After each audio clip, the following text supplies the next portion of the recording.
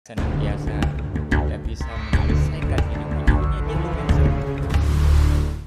Sahabat Ibrah, pada kali ini kita akan bercerita tentang kronologi bagaimana Al-Quran itu disusun dan dikumpulkan hingga menjadi mushaf seperti yang ada di tangan kita hari ini.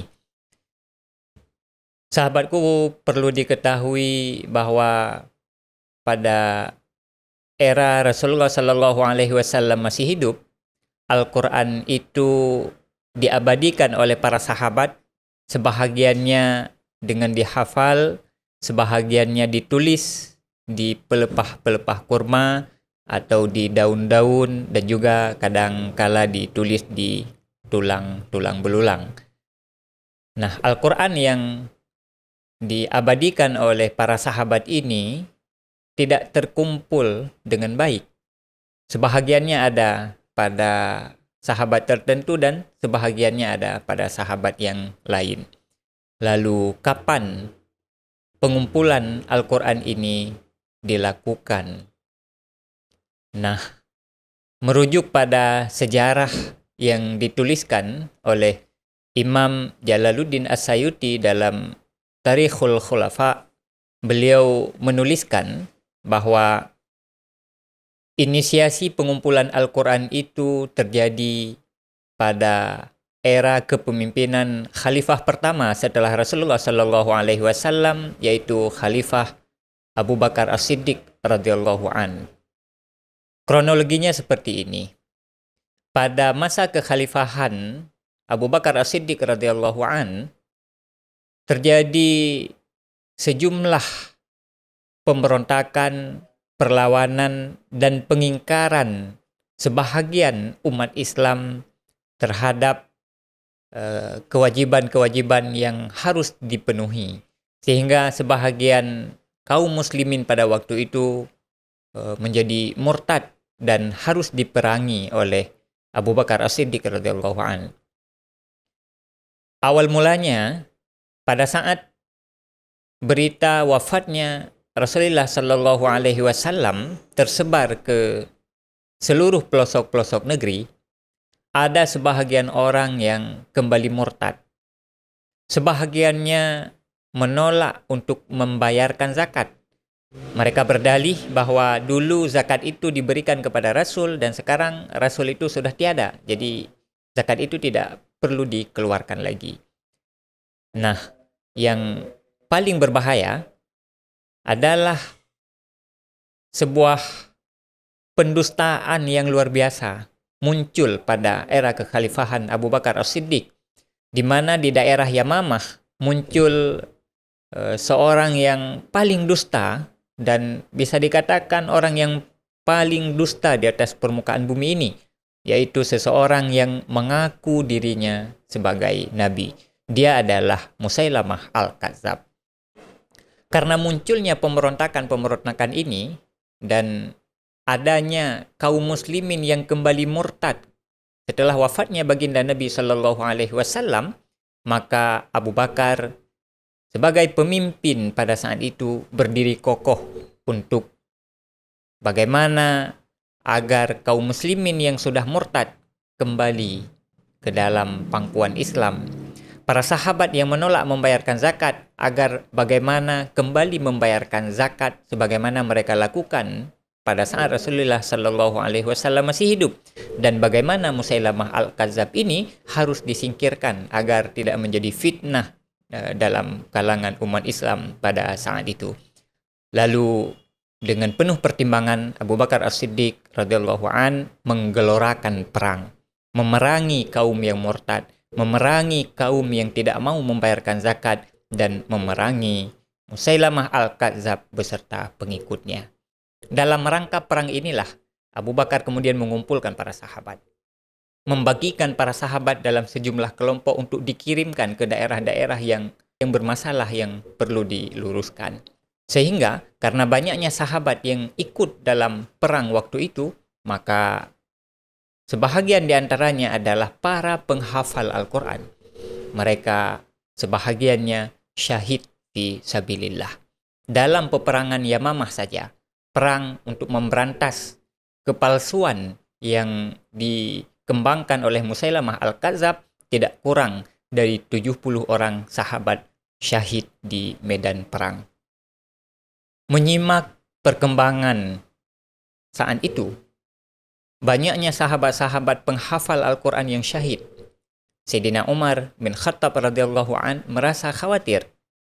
Beliau khawatir seiring dengan syahidnya para sahabat-sahabat terkemuka, sahabat-sahabat senior yang menjadi sahabat penghafal Al-Quran, seiring dengan itu beliau khawatirkan Al-Quran akan bermasalah dan sebahagian dari ayat-ayat Al-Quran akan hilang.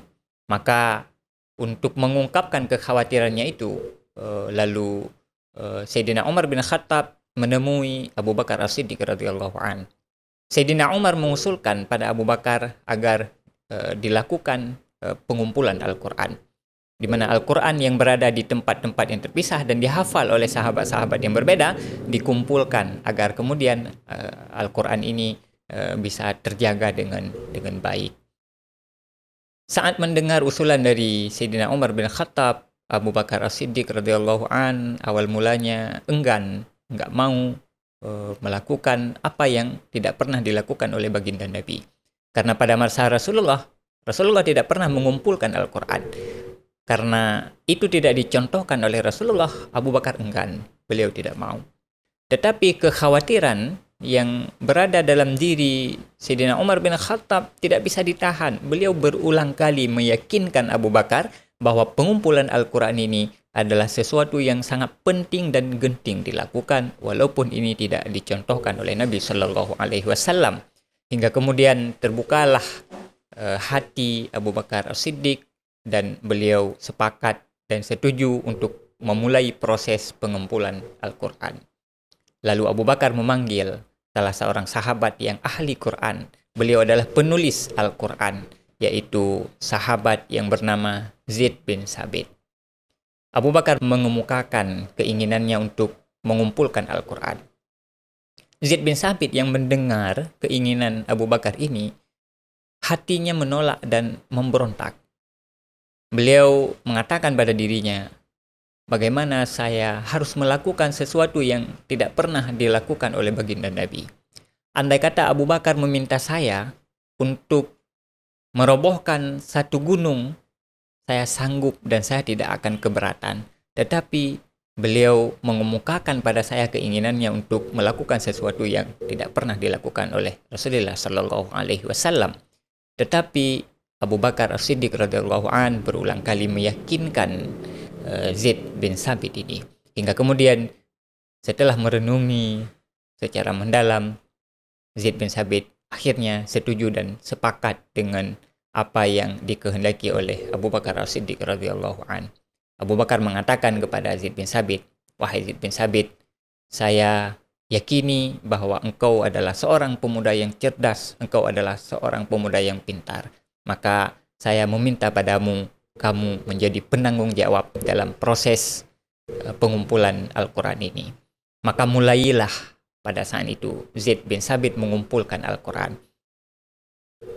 Al-Quran yang dituliskan oleh para sahabat di tulang, di daun-daun, dan juga dituliskan di pelepah-pelepah kurma dikumpulkan semua oleh Zaid bin Sabit. Dan juga Al-Quran yang dihafal oleh para sahabat juga mulai ditulis dan dikumpulkan hingga akhirnya Al-Quran ini terkumpul dengan baik. Lalu kemudian beliau menyerahkan lembaran-lembaran Al-Quran yang telah dikumpulkan itu untuk diserahkan kepada Sayyidina Abu Bakar As-Siddiq radhiyallahu an. Abu Bakar menyimpan lembaran Al-Quran yang telah dikumpulkan Zaid bin Sabit hingga akhirnya beliau wafat. Lalu kemudian setelah Abu Bakar wafat, lembaran-lembaran Al-Quran ini disimpan oleh Sayyidina Umar bin Khattab. Setelah Sayyidina Umar wafat, lalu kemudian kumpulan Al-Quran ini berpindah tangan, disimpan oleh Sayyidatuna Hafsah. Lalu baru pada era kekhalifahan Sayyidina Utsman bin Affan, pengumpulan Al-Quran ini dituntaskan dan disempurnakan hingga kemudian pada era kepemimpinan Zunnuraini, Sayyidina Utsman bin Affan, Al-Quran tersusun dengan baik dan tersusun dengan rapi hingga menjadi suatu mushaf sebagaimana yang kita lihat, kita baca dan kita pegang hari ini. Nah, jika ditanya siapa yang paling berjasa pada proses pengumpulan Al-Quran ini, Sayyidina Ali bin Abi Thalib karramallahu wajhah mengatakan, orang yang paling berjasa dalam proses pengumpulan Al-Quran adalah sosok khalifah pertama pengganti Rasulullah Sallallahu Alaihi Wasallam, yaitu Abu Bakar As-Siddiq radhiyallahu an. Hari ini kita patut berterima kasih kepada Abu Bakar yang merupakan inisiator pertama pengumpulan Al-Quran, walaupun tidak sempat beliau tuntaskan dalam era kepemimpinan beliau dan tidak sempat beliau sempurnakan pada masa kekhalifahan beliau. Tetapi kita tidak boleh melupakan bahwa inisiator utamanya adalah Sayyidina Abu Bakar As-Siddiq radhiyallahu an.